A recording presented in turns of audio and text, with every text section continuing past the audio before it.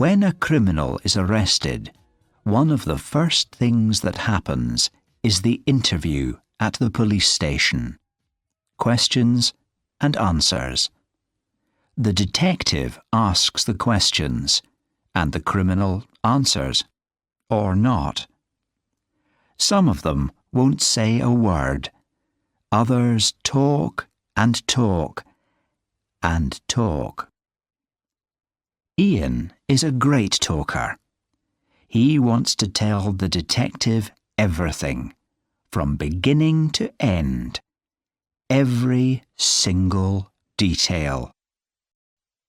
"It was Tony's idea," Ian says, moving about in his seat. "Tony's my brother, 2 years younger than me, but he was always the clever one. It was all his idea. I just went along with it." He's still trying to get comfortable. It's not easy to get comfortable in the interview room.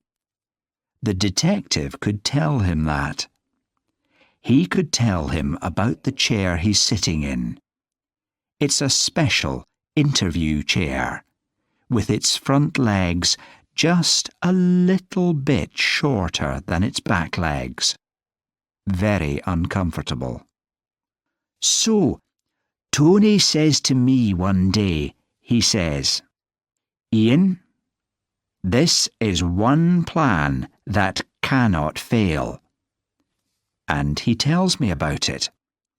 We spend a long time talking about it, and I'm trying to find things wrong with it. But it's good. It's a really good plan. That's why I'm here. It was just too good. Ian looks around again, studying the walls, looking for two-way mirrors, secret listening spy holes. The one thing he hasn't expected is the quietness. It's 11:30 on a weekday night, and the police station is like a ghost town. Ian wants to see lights, action, lots of police uniforms. Yet again in his life, he's disappointed. He goes on with his story. Tony had noticed the slip road. He drove from Fife to Edinburgh most Saturday nights, taking a car full of friends for a night out. On the A90 road south of the Forth Road Bridge, Tony saw the signpost for the slip road. Department of Transport, Vehicle Check Area Only. That's what started his idea. The next morning, he went back and drove up the slip road, which took him to a kind of roundabout in the middle of nowhere. He stopped his car and got out. There was grass growing in the middle of the road. He didn't think the place got used much. There was a hut nearby, and another slip road went back down onto the A90 road. He stood there for a while, listening to the noise of traffic below him, and the idea slowly grew in his mind. "You see," Ian went on, "Tony had 2 guards' uniforms at home. He's always had the idea of robbing some place, and always knew those uniforms would be useful. And one of his old friends, a man called Malk, was good at getting false papers, so Tony brought him in. Have you got a cigarette?" The detective points to the no smoking sign, but then raises his eyebrows and says, "OK." He gives Ian a packet of 10 and some matches. "Thanks." Ian lights up a cigarette. breathes noisily. "So you see," he goes on, "it was all Tony's idea. And Malk, well, he'd done this kind of thing before. I was just family. That's why Tony brought me in. I'm not saying I wasn't part of it. I mean, that's why I'm here now. I just want it in the police report that I wasn't the leader, the clever one." "I think I can agree with that," the detective says. "Aren't you going to write all this down?" asks Ian. "We're trained, boy. We remember everything." So Ian nods, goes on with his story. The interview room is small and airless. It smells of all the people who have told their stories in there. A few of the stories were even true. "So, we drive up this slip road a few times. Nobody notices us, asks what we're doing. Tony's happy about that, and the plan is fixed for last Wednesday." "Why a Wednesday?" the detective asks. Ian shakes his head. "Tony's idea," he said. He moves around again in his chair, remembering Wednesday night. Tony and Ian were dressed in the uniforms. Tony had a friend with a big truck. It had been easy to borrow it for the night. The story was they were helping someone move house. They took the truck up to the roundabout, left the car near the bottom of the slip road. Malk was dressed like a truck driver, and he and Ian waited by the truck. Tony went back down to the A90, stood by the Department of Transport sign, and used a torch to stop a lorry on the road. Then he told the lorry driver to drive up the slip road to the vehicle check area. When he got there, the driver would see a man in uniform, Ian, interviewing a truck driver, Malk. That way, the real driver wouldn't think anything strange was going on. It was just normal Department of Transport interviews. "It worked," Ian says. "That's what's so amazing. The driver brought his lorry up to the roundabout, stopped it, and got out. Tony comes driving up, gets out of his car, says he wants to check the cargo." The detective has a question. Suppose the cargo had been bananas or fish or something. We send that lorry on and stop another one until we get something we can sell. But we were lucky first time. Washing machines, 24 of them, £300 each.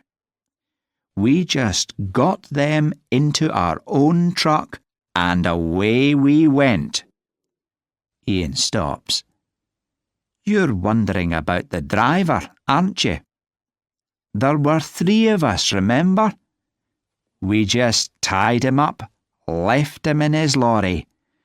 We knew he'd get free in the end. Tony had 2 lock-up garages, and we took the washing machines there. We were already thinking about who we could sell them to. There's a man we knew, name of Andy Horrigan, who does bits of business, doesn't ask questions, you know. I thought maybe he'd be interested. We wanted to be careful who we sold to, see? When the news got out about the robbery on the A90..." Ian stops again for a minute. "Of course, we'd already made our big mistake. one mistake. Ian asks for another cigarette. His hand is shaking as he lights it. He can't get it out of his head. The huge bad luck of it. Before he's said a word to Andy Horrigan, Horrigan has a question for him. "Here, Ian, heard anything about a robbery on the A90? Washing machines, off the back of a lorry." "I didn't see anything in the newspapers," Ian had said, which was true. All three of them had been surprised by that. Why hadn't the robbery been in the news? Ian could see that Horrigan knew the reason why, and Ian could also see in Horrigan's face that it wasn't good news. "It wasn't in the newspapers, and it never will be," says Horrigan. He goes on to explain why, and Ian feels his life coming to an end. He runs to the lock-up garage, finding Tony there. Tony already knows. It's written on his face. They have to move the washing machines, throw them away, somehow, somewhere, fast. But they don't have the truck anymore. Where can they get a truck? "Wait a bit," Tony had said, starting to think again. "Eddie Hart doesn't want the washing machines, does he? He only wants what he put in them." Eddie Hart. The name made Ian's legs go weak. Steady Eddie was Mr. Big in Dundee, a man who controlled most of the criminal business in the town. The stories about him would make your hair stand on end. If you made Steady Eddie angry, you didn't wake up again the next day. And now, Horrigan had said, Eddie was looking for blood. He was in the drugs business and needed to move drugs around a lot. What he did was this. He hid the drugs in fridges, washing machines, dryers, freezers, and his lorries went up and down the country. All they needed was a few false papers. It just so happened that Tony had stopped one of Eddie's drivers, and now Eddie wanted blood. But Tony was right. Find the drugs, get them back to Eddie, and maybe Eddie wouldn't kill them. So they started pulling the packing out of the washing machines, taking the backs off, searching for hidden packets. They went through every machine in both garages, checked them once, twice, 3 times, and found nothing. "Wait a bit," said Tony. He started counting the machines. There was one missing. The brothers looked at each other, then ran to Tony's car. At Malk's mother's house, Malk had just fitted her new washing machine. Malk's mother was as pleased as anything. She had a crowd of neighbours in her kitchen. "My boy's so good to me," she was telling them. "He saved his money and bought me this as a surprise." Even Ian knew they were in real trouble now. Everyone in town would get to hear about the new washing machines, and everyone meant Eddie Hart. Tony and Ian took Malk outside and explained. Malk went back inside, pulled the machine out again, and started taking the back off. His hands were shaking so much it took him a long time. But at last he had the back off and began to pass brown paper packets to Tony and Ian. Tony explained to the neighbours that these were just heavy things used in packing to stop the machines shaking in the lorry.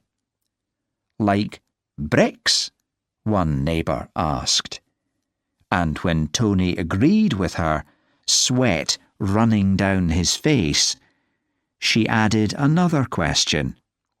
Why cover bricks in brown paper? Tony, beyond explanations, put his head in his hands and wept. The detective brings back 2 cups of coffee, one for himself, one for Ian. He's been checking things, using the computer, making some phone calls. Ian sits, ready to tell him the end of the story. We had to think of a way to get the drugs back to Eddie. He has a nightclub in Dundee. We drove up there, night before last, and put the drugs in one of the rubbish skips at the back of the club.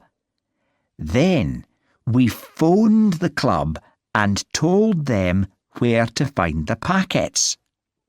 The problem was that their rubbish skips are emptied at night. So sometime that night the skip got emptied, and it was me who made the phone call. And there were 2 numbers in the phone book. I meant to phone the office number, but I got it wrong and phoned the other number, which is a phone by the bar. Anyway, someone answered. I said my piece and put the phone down. Maybe it was a customer. Maybe they went outside and got the drugs for themselves before the skip was emptied. Maybe they thought I was crazy or something. Ian's voice is shaking. He's almost crying. So Mr. Hart didn't get his drugs back, the detective guesses. Ian nods. And now your brother and Malk have gone missing. Eddie's got them, says Ian. He must have. And so you want us to protect you? The detective asks. I'm in terrible danger, Ian says. I mean, there's a price on my head now. You've got to help me. The detective shakes his head. If somebody needs protection, we can do it, he says. But there's no report of a robbery of washing machines on the A90. Yes, we would love to catch Mr. Hart and put him in prison. But there's nothing to prove that Mr. Hart is doing anything criminal. The detective moves his chair closer to Ian. You see, I know that you lost your job after arguing with your boss, and you told your boss that your brother would come and break his bones. I found that out from the computer. What I didn't find in the computer was anything about washing machines, drugs in brown paper packets, or missing persons. Ian jumps up from his seat, begins walking around the room. You could go to the place where they empty the rubbish skips. If the drugs are there, you'll find them. Or go to the garages. The washing machines will still be there. Unless Steady Eddie's taken them. Don't you see? I'm the only one left who can speak against him." The detective is on his feet now, too. "I think it's time for you to go home, son. I'll take you to the door." "I need protection." The detective comes up to him again, his face very close to Ian's. "Get your brother to protect you. His name's Billy, isn't it? The one who breaks bones. Only you can't do that, can you? Because you haven't got a brother called Billy. Or a brother called Tony." The detective stops, begins again. "You haven't got anybody, Ian. You're a nobody. These stories of yours, that's all they are. Stories. Come on now. It's time you were home. Your mum will be worried about you." "She got a new washing machine last week," Ian says softly. "The man who brought it to the house, he said he was late because he'd had to stop at a checkpoint." It is quiet in the interview room. Quiet for a long time. Until Ian begins weeping. Weeping for the brother that he's just lost again.